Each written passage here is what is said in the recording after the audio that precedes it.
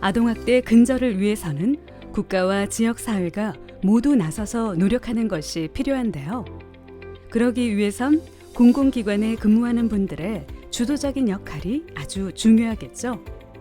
그래서 오늘은 아동학대에 대한 인식을 개선하고 사전에 예방할 수 있도록 아동학대 예방교육을 준비했습니다.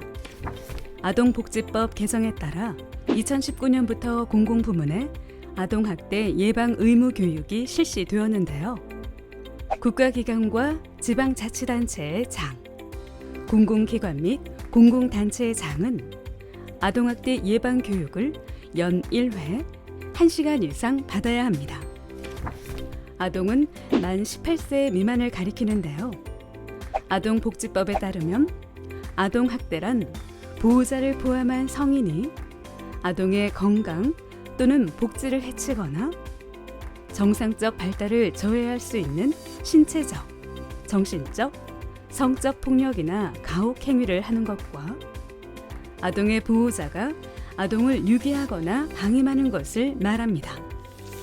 그런데 아동학대 행위를 하면 범죄자로 처벌을 무조건 받을까에 대한 궁금증이 생길 텐데요. 아동학대는 정도나 법률 위반 정도에 따라 아동학대 범죄로 처벌 대상이 될 수 있고 아동학대 행위로 범죄가 아닌 처분, 즉 교육 대상이 될 수도 있습니다. 아동학대는 크게 신체학대, 정서학대, 성학대, 방임, 유기 이렇게 4가지 유형으로 나눌 수 있는데요. 먼저 신체학대부터 살펴보겠습니다. 신체학대는 아동에게 행하는 신체적 폭력 또는 가혹 행위를 말하는데요. 예를 들어서 손으로 때리거나 꼬집는 등 직접적으로 신체에 가해하는 행위, 회초리나 흉기 같은 도구를 사용해 폭력을 휘두르는 행위, 화학물질이나 약물 등의 유해물질로 신체에 가해하는 행위, 밀거나 거꾸로 매다는 것처럼 완력을 사용해 신체를 위협하는 행위 등이 신체 학대입니다. 신체 학대의 경우 5년 이하의 징역 또는 5천만 원 이하의 벌금에 처하게 되는데요. 특히 아동학대치사, 즉 아동학대로 인해 결과적으로 사람을 사망에 이르게 한 경우엔 무기 또는 5년 이상 징역에 처할 수 있습니다. 실제 사례를 살펴볼까요? 자신의 허락 없이 외가에 며칠 머물다 온 딸에게 화가 나서 엉덩이를 여러 번 걷어차고 욕설을 한 친부가 있었는데요. 법원은 신체 학대 행위로 판단해 벌금 300만 원을 선고했습니다. 재벌은 훈육의 수단이 될 수 없으며 이는 학대에 해당한다고 판단한 것이죠. 아동학대의 두 번째 유형은 정서학대입니다. 성인이 아동에게 행하는 언어적 폭력, 정서적 위협, 감금이나 억제 등의 가학적인 행위를 말합니다. 아이에게 적대적, 경멸적인 언어를 사용하는 언어적 폭력 행위, 형제나 친구 등과 비교, 차별, 견해, 왕따시키는 행위, 아동에게 비현실적인 기대 또는 나이에 맞지 않는 어려운 일을 강요하는 행위 등이 해당됩니다. 이러한 정서학대의 경우 5년 이하의 징역 또는 5천만 원 이하의 벌금에 처하게 됩니다. 정서학대 인정 사례를 살펴보면 밥을 늦게 먹는다는 이유로 아동을 화장실로 불러 큰 소리를 치며 머리를 때린 어린이집 보육교사가 있었는데요. 법원은 아동의 정신건강과 발달에 해를 끼치는 정서적 학대 행위로 판단해 벌금형에 처했습니다. 어른의 기준에서 바라볼 때 학대로 생각하지 못하고 정서학대를 하는 경우가 많은데요. 입장을 바꿔 아이의 시각에서 바라보는 습관이 필요할 것 같습니다. 다음은 성학대입니다. 성학대는 18세 미만의 아동에게 행하는 모든 성적 행위를 말하는데요. 자신의 성적 만족을 위해 아동을 관찰하거나 아동에게 성적인 노출을 하는 행위, 아동을 성적으로 추행하는 행위, 아동에게 유사 성행위를 하는 행위, 직접적인 성교를 하는 행위, 성매매를 매개하는 행위 등의 행동들을 포함하고 있습니다. 성학대의 경우 10년 이하의 징역 또는 1억 원 이하의 벌금에 처하게 됩니다.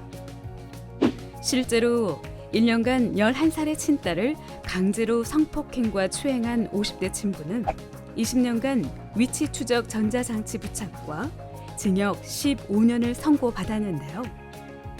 자신에게 의존할 수밖에 없는 아동에게 보호는커녕 성욕 만족 수단으로 이용한 안타까운 성학대 사건이었습니다. 아동학대 유형의 마지막은 방임, 유기입니다. 방임에는 물리적 방임, 교육적 방임, 의료적 방임이 있는데요. 기본적인 의식주를 제공하지 않거나 위험한 환경으로부터 아동을 보호하지 않는 행위, 또 아동의 출생신고를 하지 않는 등이 물리적 방임에 포함됩니다. 교육적 방임은 특별한 사유 없이 아동을 학교에 보내지 않거나 아동의 무단 결석을 허용하는 행위 등을 이야기합니다. 의료적 방임은 말 그대로 아동에게 필요한 의료적 처치를 하지 않은 경우를 말합니다. 또한 방임과 함께 아동 유기도 빈번하게 일어나고 있는데요. 아동을 보호하지 않고 버리거나 병원에 입원시키고 보호자가 사라진 경우 등이 유기에 포함됩니다. 방임의 경우 5년 이하의 징역 또는 5천만 원 이하의 벌금에 처해지는데요. 실제로 12세와 14세 아동을 쓰레기장과 다름없는 비위생적인 환경에서 생활하게 한 친부가 있었습니다. 이 사건으로 친부는 벌금 300만 원을 선고받았습니다. 물리적인 폭력은 없었지만 기본적인 권리를 누려야 할 아이들을 보호하지 않고 방치한 경우도 아동학대에 해당된다는 것을 알 수 있습니다. 이번엔 아동학대의 현실을 조금 더 들여다보겠습니다. 아동학대 통계 자료를 보면 2014년 아동학대 처벌법이 시행되면서 신고 접수 건수가 급증했고 이후 꾸준히 증가해 2018년에는 3만 6천여 건을 기록했습니다. 이 중 2만 4,606건이 실제 학대가 있었던 것으로 조사됐습니다. 아동학대는 하나의 유형만 일어나는 게 아니라 두 가지 이상의 유형이 복합적으로 나타나는 중복학대가 47.9%로 가장 높았고 정서학대 23.8%, 신체학대 14%, 방임 10.6%, 성학대 3.7%로 나타났습니다. 무엇보다 아이들에게 학대 징후를 발견했을 때 아이가 또 다른 유형의 학대 문제를 겪고 있지는 않은지 살펴보는 통합적인 접근이 필요하며 아동학대 유형 가운데 가장 많은 부분을 차지하고 해마다 점차 증가하는 정서학대에 대해 관심과 주의를 기울이는 것이 중요합니다. 그럼 대체 누가 아이들을 학대하고 있는 걸까요? 통계 자료에 따르면 학대 행위자의 76.9%가 아동의 부모에 의해서 일어나고 교직원, 아동복지시설 종사자 등 대리 양육자 15.9%, 친인척 4.5%, 타인 1.5% 순으로 나타났습니다. 학대 행위자인 부모는 양육 방법을 잘 모른다거나 가정 내 갈등 상황이 발생했을 때 아이에게 화살을 돌리는 경우가 많았습니다. 그런가 하면 최근 5년간 아동학대 사망 아동은 132명에 달했는데요. 2018년 사망 사례를 연구한 결과 역시 충격적입니다. 치명적 신체학대로 아동을 숨지게 한 경우 부모가 양육 지식이 없거나 스트레스로 상당 기간 아동을 가해하다가 촉발된 분노를 참지 못하고 심각한 가해 행동을 한 것으로 나타났습니다. 아동학대는 우리 주변에서 일어날 수 있는 사회 전체의 문제입니다. 아동학대 예방을 위한 우리 모두의 관심과 경각심, 자녀 양육에 대한 올바른 인식으로 실천해야 할 때입니다.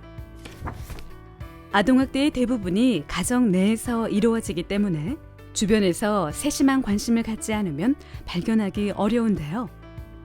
학대받는 아이들의 특징은 어떤 것들이 있는지 살펴보겠습니다. 먼저 신체학대 징후입니다. 겨드랑이, 허벅지 안쪽 등 다치기 어려운 부위에 상처가 있거나 핥히거나 손으로 맞은 자국, 체벌 도구가 그대로 드러나는 상처, 화상 자국을 발견한다면 신체 학대를 의심해야 합니다.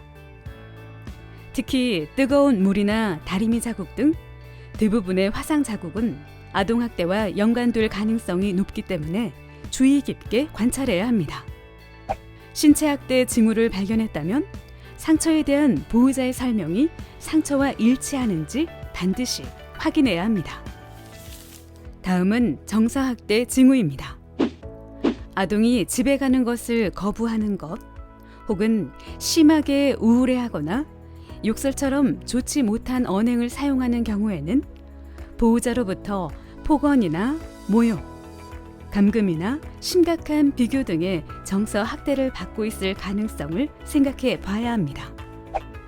특히 정서 학대는 겉으로 보이는 상처가 없어 발견하기 쉽지 않기 때문에 아동을 더 주의 깊게 관찰해야 합니다. 방임의 징후로는 아동의 몸에 머린이나 빈대가 있는 등 위생 상태가 불량하다거나 너무 마른 영양실조의 상태의 경우, 계절에 맞지 않는 옷을 입고 다니거나 특별한 사유 없이 학교에 가지 않거나 의료적 조치가 필요한데 병원에 가지 않는 어린이를 발견했다면 아동학대를 의심해야 합니다. 아동의 위생 상태나 의복, 냄새 등으로 확인이 가능한 경우이기 때문에 주위에 조금만 관심을 갖고 지켜본다면 발견할 수 있습니다. 성학대의 징후로는 나이에 맞지 않는 성지식과 행동을 보인다거나 평소와 다른 행동으로 좋아하던 것에 관심이 없는 경우, 죄의식에 사로잡힌 자책 행동을 보이거나 어른에 대한 갑작스런 거부, 섭식장애, 악몽 등의 수면 장애를 일으킨다면 성학대일 가능성이 있습니다. 성학대가 의심될 경우 아동의 진술 오염을 방지하기 위해 무리하게 상담을 하기보다는 즉시 112에 신고해야 합니다. 또 발견 상태를 유지하기 위해 씻기지 않고 옷을 갈아입히지 않도록 주의해야 하는데요. 무엇보다 중요한 건 아동이 안심할 수 있도록 아동의 잘못이 아님을 인지시켜주고 아무렇지 않은 것처럼 대하는 것입니다. 학대를 받는 아이들에게서 나타나는 신체적 징후와 행동적 징후를 좀 더 자세하게 살펴보겠습니다. 설명하기 어려운 신체적 상흔의 발생 및 회복에 시간차가 있는 상처 등의 신체적 징후와 어른과의 접촉을 회피하거나 다른 아동이 올 때 공포를 나타내는 행동 등의 행동적 징후. 이 징후들을 꼼꼼하게 살펴서 내 아이를 비롯한 주변의 아이들이 혹시 학대를 받고 있지 않은지 관심을 가지고 아이들이 올바르고 정서적으로 성장할 수 있도록 도움을 주어야 합니다. 특히 눈으로 나타나는 신체적 징후보다 학대로 인한 것인지 아닌지 알아차리기 힘든 행동적 징후들을 눈여겨봐 주세요. 아동학대 의심 징후가 발견됐다면 누구든지 신고할 수 있는데요. 국번 없이 전국 어디든 112로 전화 신고하거나 아동보호 전문기관으로 신고하면 됩니다. 이외에도 휴대전화 애플리케이션 아이지킴콜 112를 활용하면 문자로도 신고가 가능합니다. 그런데 신고했는데 아동학대가 아니면 어떡하지? 학대인지 아닌지 알 수가 없는데 어떻게 해야 할까? 이런 걱정이 들어서 신고를 망설이는 분들이 많은데요. 아동학대는 의심만 되어도 신고가 가능하기 때문에 주변에서 아동학대 의심 상황을 목격했다면 주저하지 말고 신고 부탁드립니다. 여러분들의 작은 관심이 아이들에겐 큰 힘이 될 수 있습니다. 그렇다면 아동학대 신고 절차는 어떻게 될까요? 학대 의심 징후, 즉 상흔이나 증언 등이 발견되면 신고합니다. 특히 응급 상황이라고 판단될 경우 아동의 안전과 신병 확보를 한 다음 아동학대 신고를 합니다. 그리고 아동학대 의심 신고를 할 때 알고 있는 가능한 한 많은 정보를 제공하여 아동보호 전문기관과 경찰의 현장 조사가 더욱 원활하게 진행될 수 있도록 협조합니다. 제일 중요한 사항은 아동학대 신고를 할 때 아동의 보호자에게 신고 내용을 알려 아동학대 증거가 은폐되지 않도록 주의하는 것입니다. 또 가능한 한 증거 사진을 확보하고 피해 아동에게 어디서 맞았냐, 누가 그랬냐 등 큰일이 난 것처럼 하지 않고 일상적으로 대해야 합니다. 성학대의 경우 샤워를 시키거나 옷을 갈아입히게 되면 증거가 훼손되니 주의해야 하고, 마지막으로 진술에 오염이 될 수 있기 때문에 계속 해묻는 유도 질문을 하지 말아야 합니다. 아동학대 범죄를 신고할 때에는 다음과 같은 내용을 포함하고 있어야 합니다. 먼저 아동학대 의심 정황과 지역을 이야기해 주시기 바랍니다. 만약 응급 상황일 경우 경찰이 10분 이내에 우선 출동이 가능하도록 구체적인 응급 상황을 설명한 후에 피해 아동의 이름, 성별, 나이, 특징 등 아동의 인적 사항을 얘기합니다. 특히 아동과 대면 가능한 장소나 피해 아동의 거주지는 현장 조사를 위해 꼭 알려주셔야 할 정보입니다. 여기에 학대 행위자로 의심되는 자의 정보를 알리고 끝으로 신고자의 정보와 신고자의 요청 사항을 얘기하면 됩니다. 혹시나 언론사에서 접촉해 사건에 대한 내용 문의, 인터뷰 요청 등을 할 경우 해당 피해 아동 및 가족에게 2차 피해가 가지 않도록 주의해야 합니다. 그리고 아동학대 신고 시 아동 보호 못지않게 중요하게 여겨지는 것이 바로 신고자 보호입니다. 학대 행위자나 아동의 가족에게 신원이 알려져 곤란해지거나 직장에서 신고 사실을 이유로 불이익을 당할까 봐 신고를 망설이는 경우가 있는데요. 신고자의 신분은 법에 의해 철저히 보호되는 만큼 안심해도 됩니다. 아동학대 신고자 보호에 대해 아동학대 처벌법, 공익신고자 보호법, 특정 범죄 신고자 등 보호법에 명시되어 있는데요.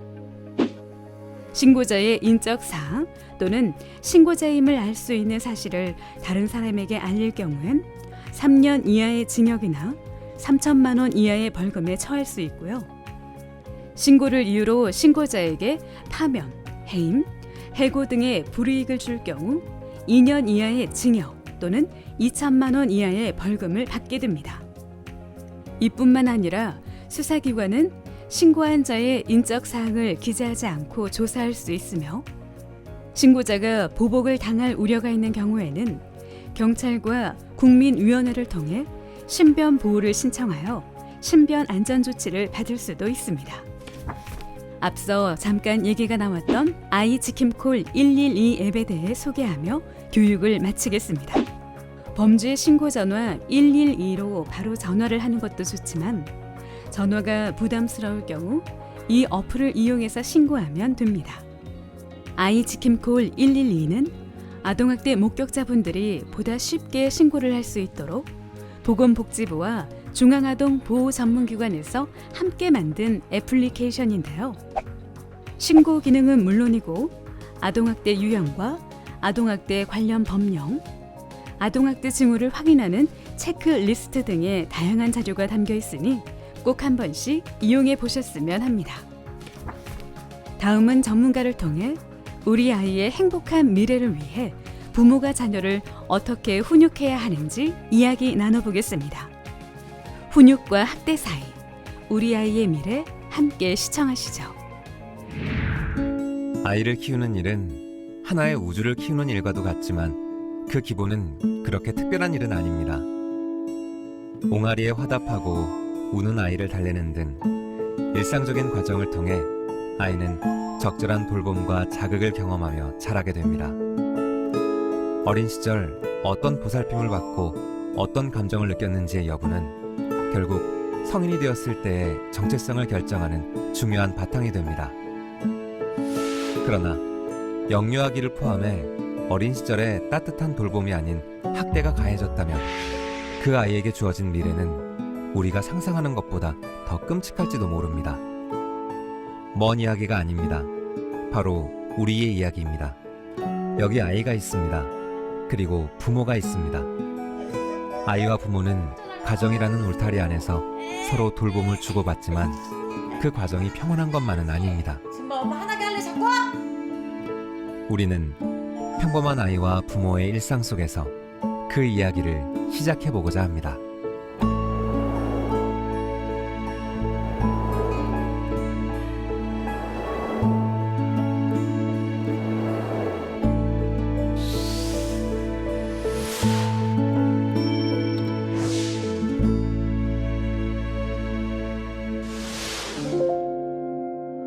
학대. 정신적으로나 육체적으로 괴롭히고 가혹하게 대하는 모든 것이 곧 학대입니다. 그러나 많은 부모들은 학대의 범주를 아주 특별한 일로 제한하는 경우가 많습니다. 아동 학대하면 일단 학대라는 단어가 너무 세니까 가정에서는 흔히 일어난다고 생각 안 하고 되게 특별한 경우에 이렇게 뉴스나 TV에서 보는 이야기. 애들을 그냥 일단 소리를 질러요. 이게 또 학대인 것 같기도 하고 체벌인 것 같기도 하고 잘 모르겠어요. 학대라고 하면 뭐 육체적으로 뭐 애들을 괴롭히거나 뭐 위해를 가하는 폭력? 뭐 요즘 하도 잔인한 것도 많아서 뉴스에서 그런 거 잔인함? 아동학대에 대한 인식이 희박한 상태에서 생기는 오해는 바로 집은 안전하다는 것입니다. 아이를 아끼는 부모가 아닌 상관없는 타인에 의해 심각한 아동학대가 저질러진다는 편견에 빠져 있기 때문입니다. 그러나 사실은 그렇지 않습니다. 일상적인 통계를 살펴보면 78% 정도에서 항상 80% 정도는 가정 내에서 이루어지고 친부모에 의한 학대가 주를 이루고 있습니다. 우리나라 같은 경우는 영유아 같은 경우는 엄마에 의한 학대가 훨씬 더 많은 퍼센테이지를 차지하고 있지만 일반적인 학대는 대부분 아버지에 의한 학대가 이루어지는 경우들이 많은 통계를 차지하고 있는 것으로 나타났습니다. 실제로 아동학대 가해자의 76.8%는 부모였고 타인이 아동학대를 저지른 경우는 겨우 1.3%에 지나지 않았습니다. 또 하나 놀라운 사실이 있습니다.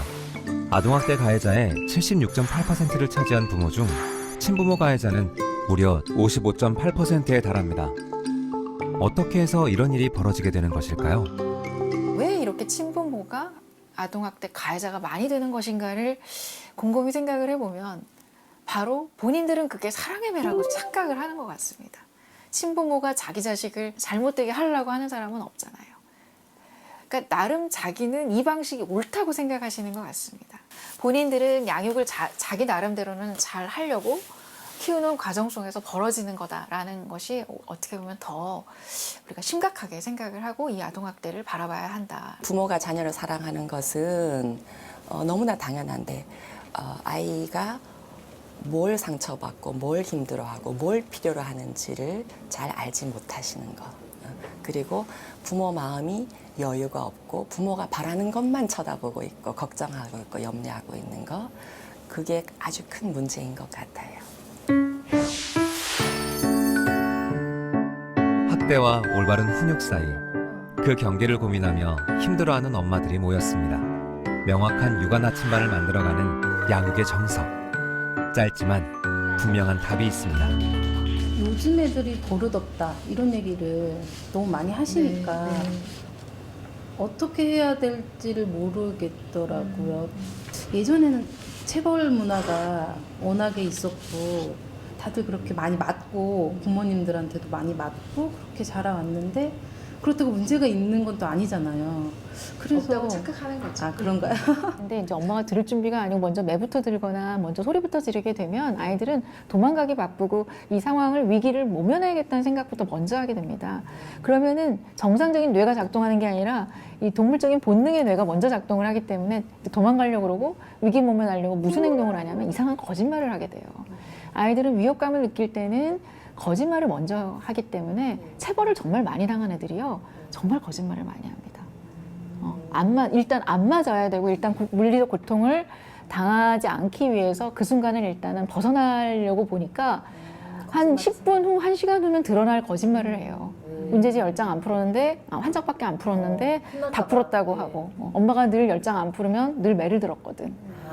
근데 결국은 매를 더 버는 행동을 빤한데도 하게 돼요. 너무 그 순간의 그 고통이 너무 힘들고 피하고 싶으니까. 네.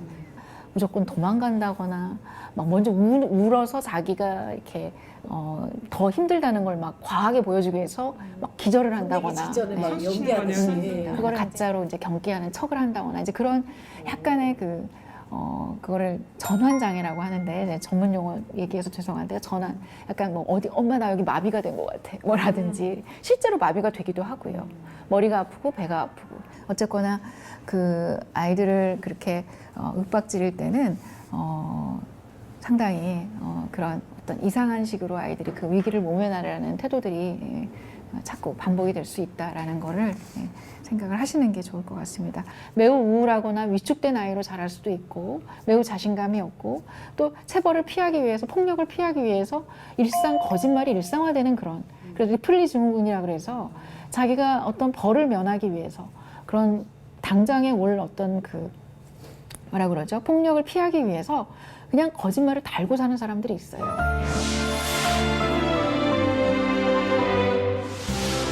저도 모르게 자연스럽게 등을 뭐 때리게 된다거나 뭐 머리를 꿀밤을 준다거나 이런 것들은 있는데 체벌을 해야겠다라는 어떤 건 원칙적으로 안 하려고 노력하는 편인 것 같아요. 잘못을 했을 때 집에서 진짜 저기 해초리라도 무서운 거를 딱 알아야 된다고 그래야 안 하지 않을까 막 이런 얘기를 할 때 체벌이 필요하다고도 생각은 하긴 해요. 물리적인 게 어느 정도 좀 할 수 없이 가해지는 것 같아요. 체벌을 아무렇게나 뭐 시도 때도 없이 행하는 그런 거는 당연히 반대고요. 그렇지만 따끔하게 단타로 좀 훈육할 수 있는 그런 정도 수준이 필요하다고 생각해요. 극단적인 체벌 사례를 제외하곤 대부분의 체벌을 교육을 위한 가르침이라고 오해하는 부모들.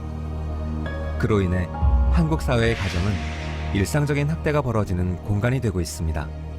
우리나라는 아동의 인권을 어른들이 마음대로 조절해야 된다라는 생각들이 아직도 팽배해 있는 것이 문제이고 그것이 일종의 아직은 문화적으로는 후진국의 형태인 부분입니다. 문제는 교육적인 효과를 입증하지 못하는 체벌이 가져오는 심각한 부작용입니다. 아이가 매를 맞는 그 당시 느껴질 수 있는 감정은 억울하기도 하고 무기력해지기도 하고 그리고 자아존중감이 많이 떨어지는 그런 상황이 되기도 합니다. 안 혼냈으면 좋겠어요. 무서워요. 무서워? 네. 답답해요. 답답해? 네.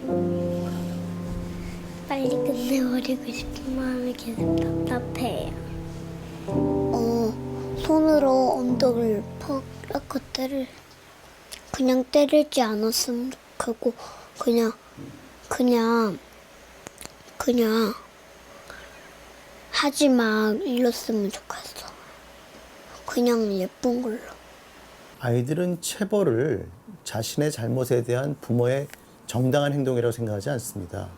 체벌은 무섭고 두렵고 또 자신을 수치스럽게 만드는 그런 어떤 행동이라고 생각하지 내가 체벌을 통해서 반성을 하고 또 부모님한테 미안한 마음을 갖고 그러기에 너무 어렵다는 것이죠. 일단 당장 부모 앞에서 무서우니까 맞기 싫으니까 그 즉각 그 행동을 안 하는 효과는 즉각적으로 눈에 보이는 그것도 매우 짧은 효과 정도는 있을지 모르겠지만 아이들은 굉장히 수치스러워합니다. 일단 매우 수치스러워하고 분노를 속으로 삭히고 내가 지금은 체격이 적고 부모에 비해서 약자니까 대항을 못하지만 언젠가는 내가 부모 앞에서 이거를 되갚아주고 싶다라는 그런 분노를 쌓을 수밖에 없게 되고 사실상 아이가 그 때리는 순간 받는 그 모멸감이나 수치감이나 그 분노감은 결국은 부모와의 관계를 계속 틀어지게 만드는 요소가 되고 수동 공격성이라 그래서 부모가 말하는 말을 더 이상 듣지 않고 반대 방향으로 하는 우리 이제 소위 말하는 청개구리 같은 그런 행동을 하는 걸로 이어질 수밖에 없고요. 심지어 나를 더 이상 사랑하지 않겠다라고 결심한 건 아닐까? 라는 생각조차 하는 그런 아이들이 있습니다. 사랑해서 때린다는 말, 가르치기 위해 때린다는 말. 실은 아이의 마음을 망가뜨리는 폭력에 지나지 않습니다. 아이의 행복한 미래를 끊어내는 가장 잔인한 방법. 그것이 체벌의 또 다른 이름일 수 있습니다.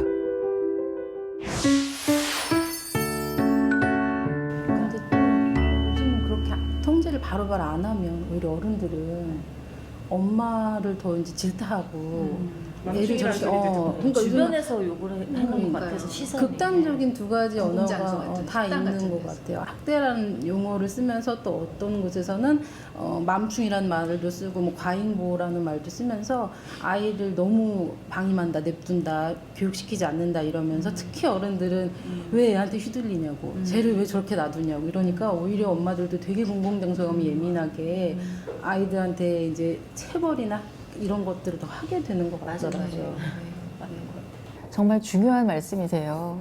사실 그 둘 사이에서 어떤 정도의 선을 그어야 아이를 통제도 하면서 또 남한테 피해도 안 주면서 또 아이한테 상처도 안 주면서 그렇게 하느냐가 그 갈등이 되게 많을 것 같은데 공공장소가 가장 딜레마 상황이죠. 아이한테 네가 이런 행동이 반복이 되면 어떤 일이 벌어질 거야라고 예고를 시켜주는 것이 굉장히 좋습니다. 아이들은 이제 그럴 때 약간은 이거 지금 우리 엄마 약간 단호한데? 라고 느끼고 거기에서 지금 이 상황을 알려주는 거예요. 이 상황은 지금 집도 아니고 여러 사람 우리가 모르는 낯선 사람들이 있고 네가 이렇게 소리를 지르고 자꾸 왔다 갔다 하게 되면 다른 사람들이 우리 때문에 식사도 못하고 일을 못해 방해를 받게 돼라고 딱 그걸 인식시켜 준 다음에 그럼에도 불구하고 네가 잘 참기가 어렵고 반복이 된다면 우리가 이 공간에 더 이상 있을 수가 없으니 나갈 거다라고 하고 데리고 진짜 나가는 것이죠.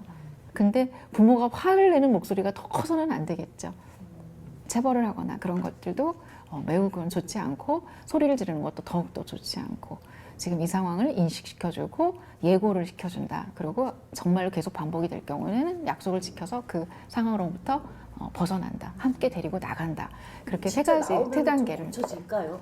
그럼요.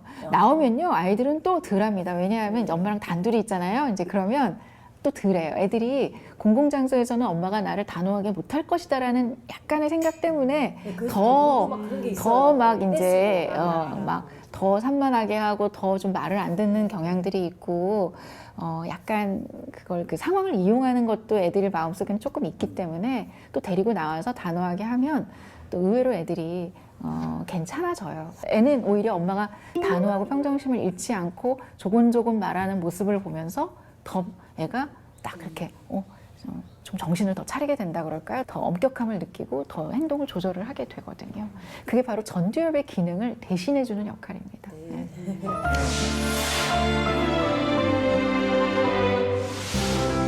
사실 저희 때는 많이 맞고 자라서 어른들도 쟤 좀 때려라 이런 말 많이 하고 그러니까 저희도 어렸을 때는 저도 상당히 많이 맞고 자란 그런 나이인데 그게 어쩔 수가 없는 것 같아요. 한두 번 얘기하고 조용조용하게 얘기하면 애들이 안 듣거든요, 말을. 잘못된 행동을 바로잡기 위한 수단으로 아이에게 물리적 고통을 가하는 체벌은 부모의 생각처럼 정말 효과가 있는 것일까요? 아이를 키우다 보면 아이가 잘못된 행동을 했을 때 뭐 때릴 수도 있는 거 아니냐. 그 체벌과 훈육 사이에 사실 그 경계라는 것이 참 불분명해서 훈육을 하다가 이제 체벌로 이어지게 되는 그런 그 경우가 상당히 많습니다. 훈육은 절대 체벌과 동격이 아닙니다. 훈육 속에는 아이에게 따뜻하게 아이가 부모를 신뢰하고 부모가 하는 말을 잘 들을 수 있는 기본적인 신뢰가 깔린 표현입니다. 기성세대가 체벌에 효과적이라고 생각하는 것은 그 순간 어떤 힘에 의해서 아이의 행동을 제지시키고 또 아이에게 강압적으로 무엇인가를 하게끔 하는 그런 경험을 했기 때문입니다. 그리고 실제로 자신들도 어렸을 때 그와 같은 방식으로 이제 커왔던 거죠. 근데 지금 아이들에게 그와 같이 강압적 방식을 통해서 하게 되면 나도 그랬듯이 그것이 효과적이라고 착각하는 거죠. 본인이 나 맞고 자랐는데 아무 문제 없이 컸다 라고 말하는 것 자체는 논리의 모순이 있다는 거죠. 어떻게 아무 문제가 없을 수가 있냐는 겁니다. 그 아무 문제가 없다라는 그것에는 경제적 성취, 뭐 학벌, 뭐 그런 것이 있을 수는 있을지 모르겠고 외적인 것이 있을 수는 있겠지만 그 사람 아주 깊이 있게 그 사람의 인성적인 측면이나 그 사람이 문제 해결을 하는 방식이나 또 그 사람이 스트레스를 받았을 때 겪는 감정적 어떤 상태나 그런 걸 봤을 때 그 사람이 과연 아무 문제가 없이 컸다고 말할 수 있을까요? 라고 저는 반문하고 싶다는 것이죠. 매를 아끼면 오히려 아이를 망친다는 잘못된 생각이 여전히 많은 이들에게 받아들여지는 우리 사회. 그러나 체벌은 아이의 정상적인 발달을 막는 가장 위험한 독입니다.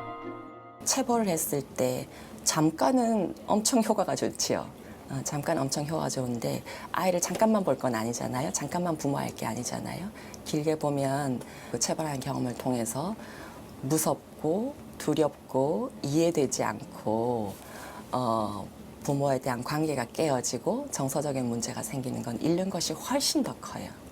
그냥 무서워서 안 해야겠다이지 스스로 이게 옳은지 그른지 왜 그런지를 알아가는 과정에 오히려 방해가 돼요. 그래서 원래 부모님이 하시는 체벌의 목적과는 굉장히 거리가 멀어지는 거죠.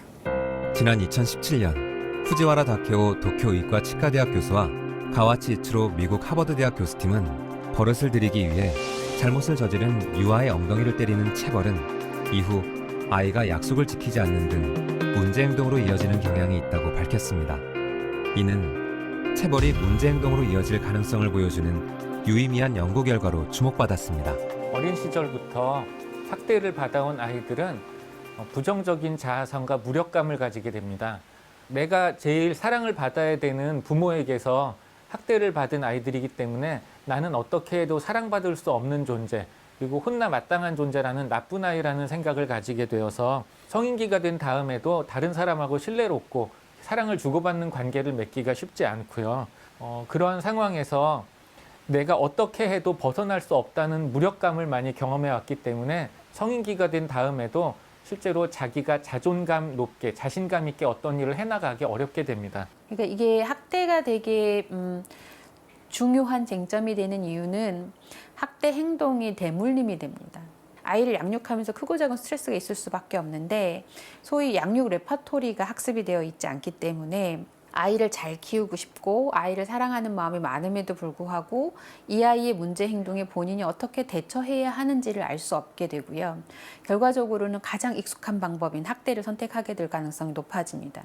그러면 그 아이는 다시 학대 피해자가 되는 거고 그 아이는 또 그렇게 성장해서 양육 레퍼토리를 모르기 때문에 학대 행위인 줄 알면서 혹은 모르면서 그 자녀에게 또 학대를 반복하는, 그래서 학대 행위가 대물림되고 피해자도 계속 반복해서 발생하는 양상이 생길 수 있습니다. 체벌이 아이의 심리적 상태를 망가뜨리는 것은 물론 뇌 발달마저 해친다는 보고도 이어지고 있습니다. 돌이킬 수 없는 결과를 부르는 체벌은 도대체 뇌에 어떻게 작용하는 것일까요? 어린 시절부터 부모에게 체벌을 받아온 아이들은 만성적인 불안과 스트레스의 상태에 놓이게 되는데요.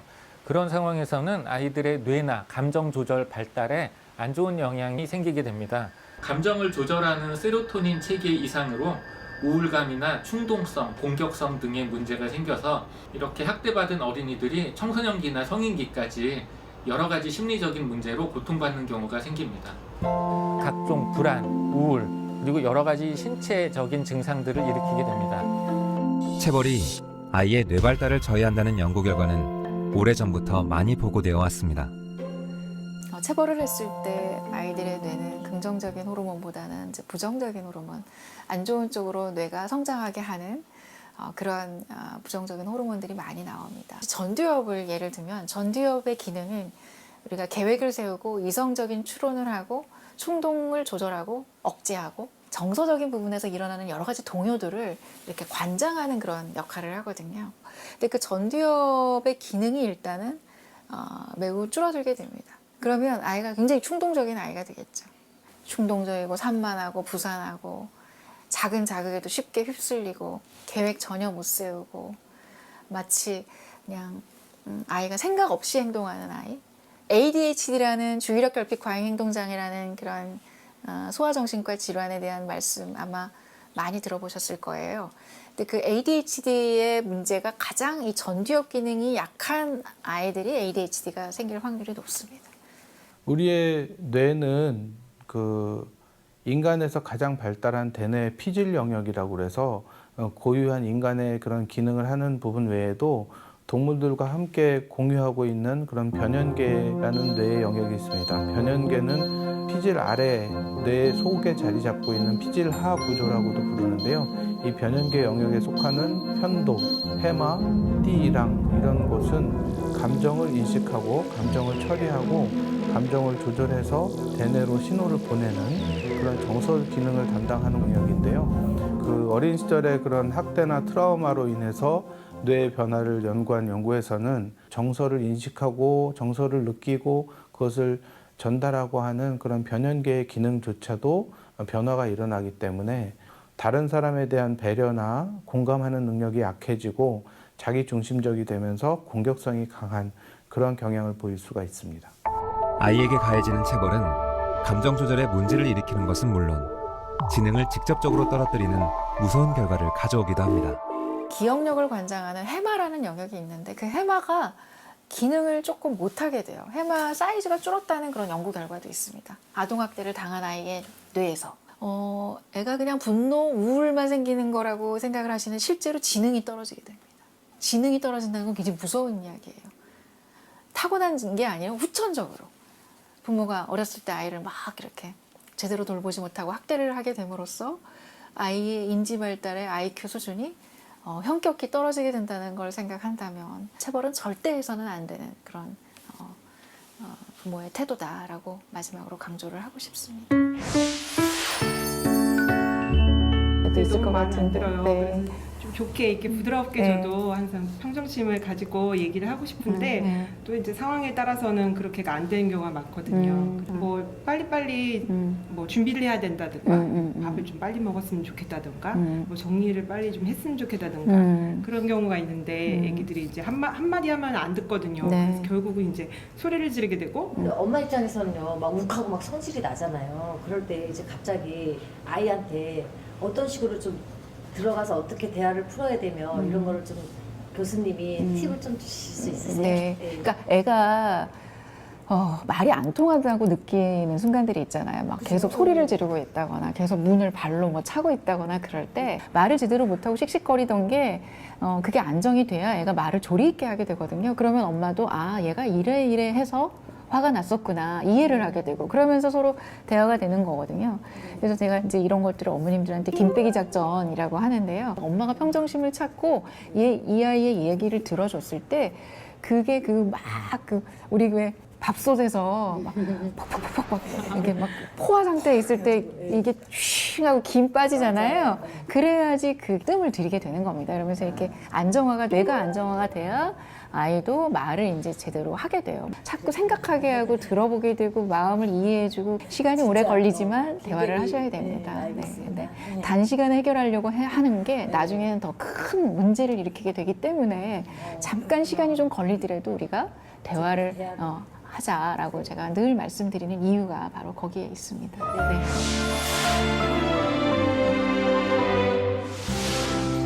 한 번 얘기하면 안 들어요. 그래서 큰 소리로 좀 여러 번 얘기를 하는 편이에요.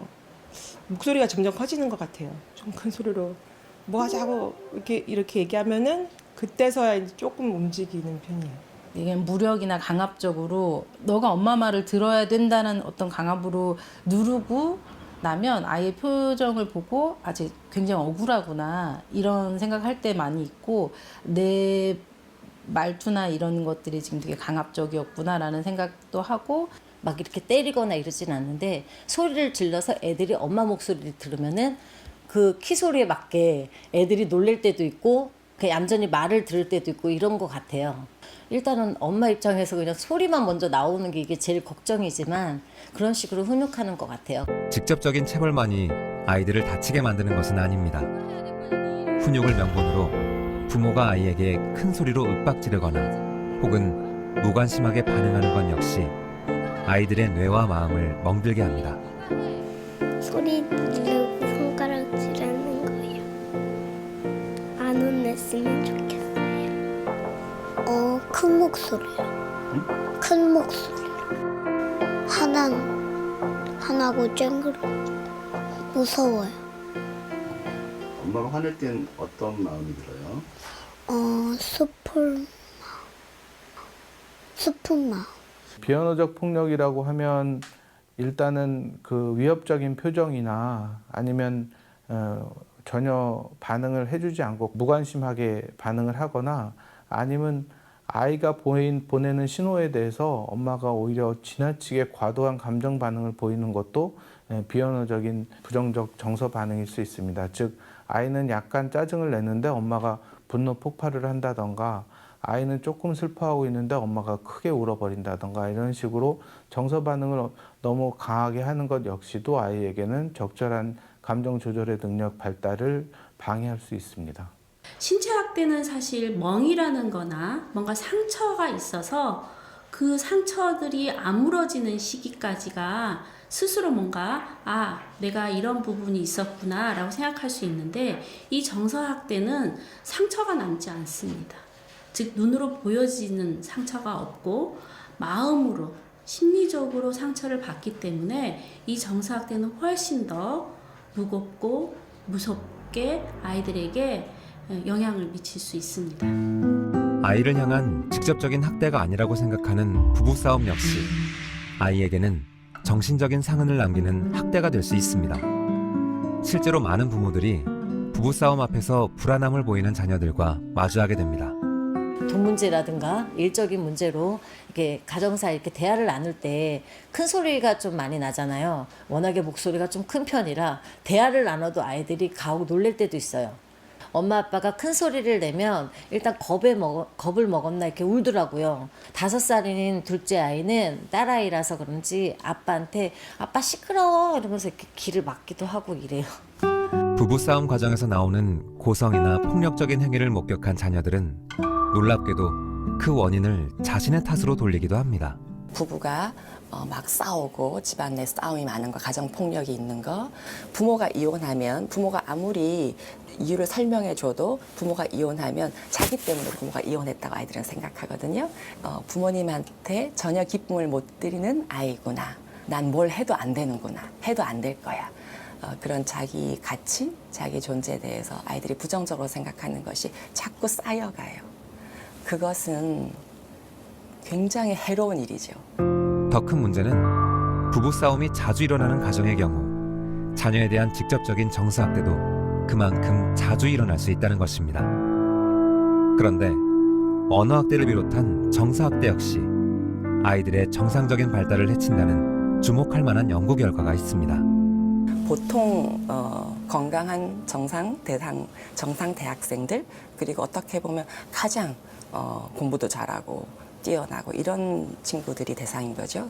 성장 과정 중에 부모님부터 늘 더 잘해야지, 왜 그거밖에 못하니, 그런 얘기를 쭉 들어온 그것만 경험한 그룹과 그렇지 않은 그룹을 골라서 그 두 그룹을 비교를 해봤더니 놀랍게도 만성적으로 부모님으로부터 언어적인 학대 경험이 있는 친구들은 그렇지 않은 친구들에 비해서 그 언어 회로의 발달 사항이 좀 떨어져 있는 데다가 언어성 지능이 상대적으로 더 떨어져 있었어요. 언어 이해력도 떨어져 있고 불안감, 우울감, 신체감 뭐 이런 것들하고도 비대관계가 뚜렷하게 나타났었어요. 7살 정도 되니까 표정 너무 잘 읽지 않아요? 엄마 표정 너무 잘 읽어서 맞아요. 네. 칭찬도 그렇고요. 뭐 이렇게 뭐 이거 했지? 잘했네. 그러면 제대로 봤어? 뭐 이렇게 할 때 그치, 너무 엄마 입장에서는 그냥 말만 하면 귀로만 잘했어. 듣고, 보고 한 거야? 뭐 이럴 때도 보라고 많고. 막 이러잖아요. 엄마는 나를 그냥 이렇게 바쁠 때는 무시하는구나가 이제 딱 경험으로 쌓여버리는 거죠. 그러면 다음에는 정말 도움이 필요한 상황에서 요청을 안 하게 되니까 그런 것들은 매우 불행한 일이죠. 아이가 정말 힘들 때는 엄마한테 요청을 해야 아이는 건강하게 자랄 수가 있는데, 우리 엄마는 늘 내가 뭘 봐달라고 해도 무시하고 잘 안 듣고 그냥 건성으로 대답하고 그런 엄마고, 좀 내가 뭘 하면 한숨 쉬고 본인이 조리기 무시한다고 얘기할 생각을 때까지. 하는 거예요. 그럼요. 그러니까 그런 비언어적인 몸짓 언어가 정말 사실 부모님들이 자기도 모르게 반복하고 있는 것들이 많은데, 제가 요즘 때리지 않으려고 되게 노력하면서 아이 있는 데서 안 때리려고 하다 보니까 한숨을 되게 많이 쉬게 되더라고요. 뭐 이런다거나 아니면 손가락질 하게 된다거나, 이거를 근데 아이가 더 기분이 나빠한다고 느껴야 할까요? 왜 굳이 엄마는 거기서 꼭 그런 표정으로 말을 하냐고 저한테 얘기하더라고요. 이제 7살이 되니까. 또 딸들은 좀 더 빠르잖아요. 같은 상황에서도 남자아이들과 다르게 그런 아주 미세한 엄마의 어떤 표정 뭐 이런 거를 딱 직감하고 이야기를 해서 좀 놀랄 때가 있거든요. 그러니까 자기를 무시한다고 생각을 하는 것 같아요, 이제. 저는 이제 어머님들한테 평소에 화장대 거울 보고 연습을 좀 하시라고 해요. 내가 무엇을 잘 사용하는지를 좀 스스로 인식하시라고. 근데 거울 보면은 잘 모르실 경우가 많기 때문에 저는 동영상을 한번, 본인들 동영상을 한번 찍어보라고 하기도 합니다. 그리고 말투 같은 것도요, 본인이 녹음한 걸 들어보잖아요. 어머, 내가 이런 표현을 많이 사용하네. 이런 좀 내가 들어도 내가 나한테 누군가가 이런다면 참 듣기 싫을 말들을 내가 많이 사용하네 라는 거를 느껴요. 그걸 자기 모니터링이라고 하거든요. 교정을 하면 좋다는 거죠. 그래서 그런 비언어적인 몸짓, 말투 그런 것들을 자기 모니터링을 통해서 좀 교정하시려고 평소에 노력을 하시다가 혼낼 때 내가 이런 표현을 하면 애가 좀 잘 먹히겠다. 그 행동을 조금 더 늘리시는 방식으로 하시는 게 좋고요.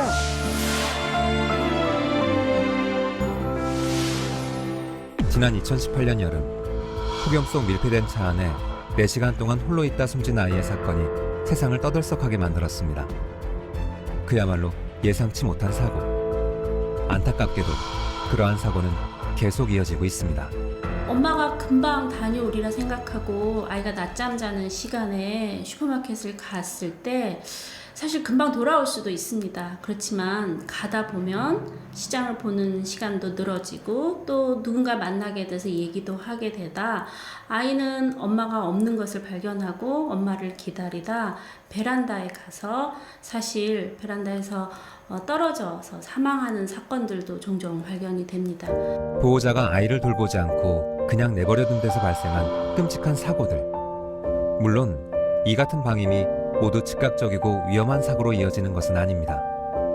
그러나 문제는 방임이 길어지면 길어질수록 아이들에게 미치는 또 다른 피해가 너무도 커진다는 사실입니다. 그러니까 방임이라는 것은 말 그대로 아이들을 내버려 두는 거죠. 무관심하게요. 근데 신체학대나 정서학대는 거기서 어떤 신체적인 움직임이나 어떤 폭력적인 그런 말들이 동반되기 때문에 학대라고 우리가 쉽게 인식하는데, 방임은 그냥 내버려 두는 거니까 조용한 학대라는 표현이 있듯이 잘 모르고 지나치는 경우가 많아요.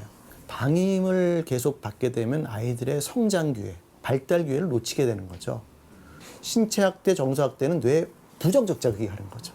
아이를 괴롭히고 아이를 속상하게 만들고 아이를 두렵게 만드는 거니까. 근데 물론 방임도 혼자 있을 때 두려움을 느끼게 합니다만 대개는 이제 적절한 자극이 거의 주어지지 않는 경우를 우리가 얘기를 하기 때문에 이것도 굉장히 아이들의 뇌 발달에 부정적인 영향을 미친다. 그렇게 볼 수 있습니다. 만 3세에서 6세에 이르는 기간 중에 양질의 돌봄을 받는 게 되게 중요합니다. 그래서 해야 할 것과 하지 말아야 할 것을 부모로부터 교육을 받고, 해야 할 것을 했을 땐 칭찬을 받고 바람직하지 않은 행동을 했을 처벌을 받는 이런 것들이 이제 반복되면서 소위 도덕성이라는 것이 형성이 됩니다. 그래서 이것을 이제 현실에서 여러 가지 경험을 토대로 해서 확장시키게 되는데, 방임되어 있는 아이들의 경우에는 이 양질의 훈육을 받지 못하기 때문에 자신의 어떤 행위가 바람직한지 아닌지를 판단할 수가 없습니다. 결과적으로는 자신의 욕구 중심적으로 행동하는 것이 굳어질 수 있고, 이것이 이제 다른 사람들과의 관계로 확장이 되면 여러 가지 갈등 요소가 되고 그 안에 피해의식이 또 싹트고, 그러다 보면 비행 문제로 이루어질 가능성이 많습니다.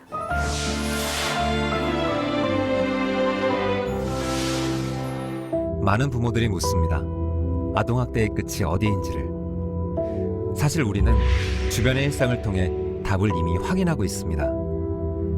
자신에게 고통을 안겨준 부모를 용서하지 못하는 아이들, 가정이라는 울타리 안에서 주눅들고 위축된 아이들, 그리고 학대로 인한 상처와 아픔을 타인을 통해 해소하려는 아이들을 우리는 종종 만나게 됩니다.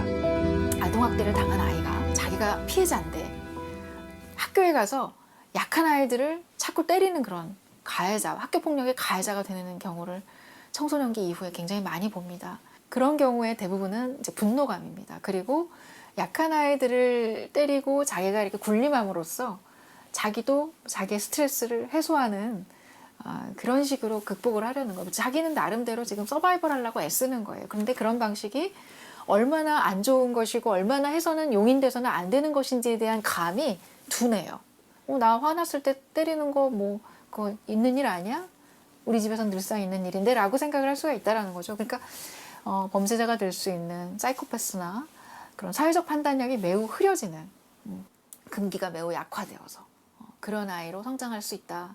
아동 학대가 이제 반복적으로 발생하면 아기는 이제 세상을 혐오적이고 안전하지 않은 위험한 곳으로 지각하기 때문에 뇌 발달이 다음 단계로 넘어가지 않고 생존과 관련된 영역이 계속 머물러 있습니다. 그러니까 충동 조절이라든지 공감을 하고 조절하고 이런 영역들이 제대로 발달되지 않습니다. 사이코패스들의 가장 큰 특징은 공감할 수 없는 거고 자극 반응성 자체가 매우 떨어져 있기 때문에 굉장히 위험한 활동에 훨씬 더 많이 몰입할 가능성이 있어요. 그래야만 즐거워지기 때문에 뇌가 흥분이 되기 때문에. 그래서 그런 그 사이코패스는 불안에 굉장히 둔감한 양상을 보입니다. 그리고 특히 이제 뭐 살인을 하거나 굉장히 강도 높은 어떤 범행을 저질러도 보통 사람들이 느끼는 것과 달리 죄책감이나 불안을 느끼지 않습니다. 이거는 그들의 뇌가 그런 것에 반응하는 영역이 결함을 보이기 때문인데 이게 아동학대에 의해서도 그런 영역의 결함을 보일 수 있습니다. 결과적으로는 아동학대에 의해서 사이코패시한 경향성을 가지게 될 수 있습니다.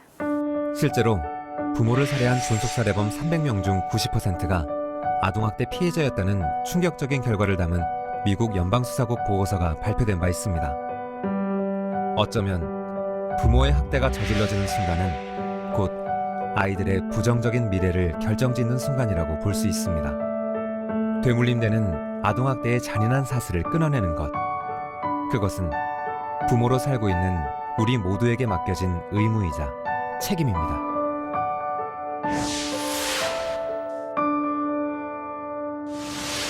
우선 아이는 언제나 옳다라는 마음으로 아이 입장에서 다가가 주시면 좋겠고 그것을 충분히 이해받았을 때 아이들은 문제의 행동을 좀 줄일 수 있고 그리고 더욱더 어른들의 그런 권고를 잘 따를 수 있습니다. 그렇기 때문에 아이를 이해해주고 아이가 뭔가 이유가 있어서 그러한 행동을 한다라는 마음으로 아이는 항상 옳다라는 마음에서 출발해 주시길 부탁드립니다.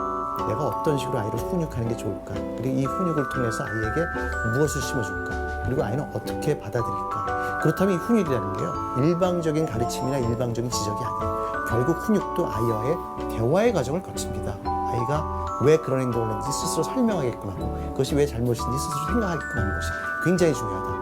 뭐 애를 때리고 애한테 소리 지르고 욕하는 것보다 훨씬 더 강력한 그런 또 훈육 효과가 있음을 확신합니다. 내가 어릴 때 내 부모님이 나에게 어떻게 대해주는 게 가장 좋았을까? 그 점을 생각하시고 나의 어린 시절에 빗대어 생각하시면 내 아이가 지금 나를 어떤 시각으로 바라보게 될까를 생각하면서 올바른 부모 역할을 할 수 있지 않을까 생각합니다. 부모로서 역할을 하는 데는 긴 호흡이 필요해 보입니다. 지금 하고 있는 아이의 행동이 이해가 되지 않고 통제 불가능이다라고만 생각하지 마시고 왜 아이가 이렇게 행동할까? 왜 저런 태도를 보일까? 한 번 더 돌아보는 인내하는 모습의 부모님의 역할이 필요합니다. 그냥 아이가 커나가는 동안 부모는 아이의 옆에서 또는 약간 반발자국 뒤에서 보조해주는 같은 보폭으로 걸어가는 그런 존재다라는 생각으로, 그리고 언젠가는 떠나보내야 될 그런 개체다라고 생각을 하는 순간 아이에게 조금 더 너그러워지고 아이의 긍정적인 부분이 더 많이 보이고 또 아이가 훨씬 더 건강한 독립적 그 인간으로서 살아나갈 수 있는 그런 발판이 마련되어 준다라는 차원에서 부모님들이 아이를 바라보는 그런 가치관을 다시 한번 정립하시고 세워보신다면 상당히 아이를 키우는 데 있어서 더욱더 좋은 양육의 질을 제공해 주시지 않을까. 아동학대 문제는 피학대 아동만의 문제도 아니고 학대 발생 가정만의 문제도 아닙니다. 우리 사회 전체의 문제라고 봐야 하는데요. 시민들이 아이를 그 집에서 키우는 게 아니라 우리 전체가, 공동체가 한 아이를 키운다는 의식을 가지는 게 가장 가치 있는 것 같습니다.